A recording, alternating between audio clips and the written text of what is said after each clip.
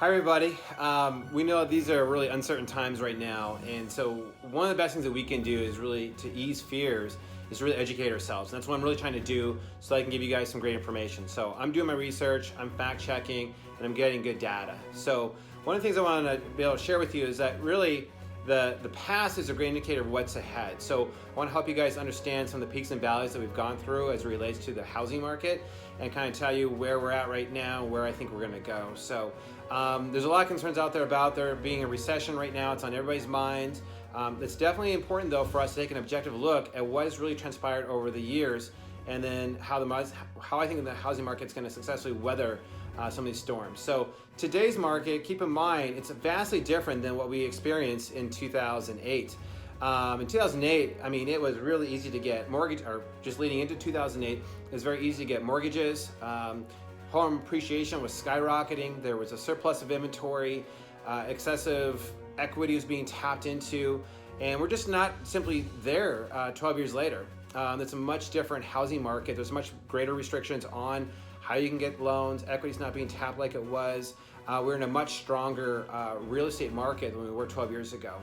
Also, Goldman Sachs actually just released this week a report that indicates that there's actually, even though there's no growth anticipated right now, there is growth anticipated in the forecast. So for example, Q1, we were down about 2%, and that is the gross domestic product that was down 2%. Q2 anticipated to be about down 5%. Q3, we're actually going to be up 3% and then up 4% and then even continued gains into 2021. So what's important to know about this, even though that this is like a moment in time that's not ideal at all, the housing market is primed and ready to hold up strong during what we're experiencing right now. So if you look at like the past 5 recessions, the housing market has actually weathered very, very well. So for example, in 1980, 6.1% appreciation is what we had following the recession then. 81, it was at 3.5% above. In 1991, we did have a dip of 1.9%. After the tech bubble, in 2001, we had a 6.6% increase in appreciation. And even though we had the almost 20% decline in housing values in 2008, where we've been at this point. We've rebounded tremendously well. We're up into double-digit growth again since 2008 in terms of appreciation. So what does it all mean? It's actually a really great time to be buying right now.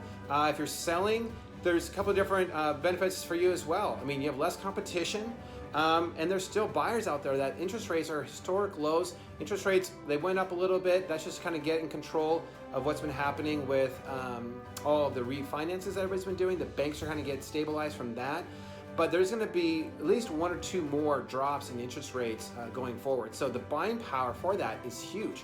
If you knock off like 1% on your mortgage, that could easily be like $40,000, $50,000 of increased buying power that you have out there. So it's a really good time to buy. Everybody still needs places to live.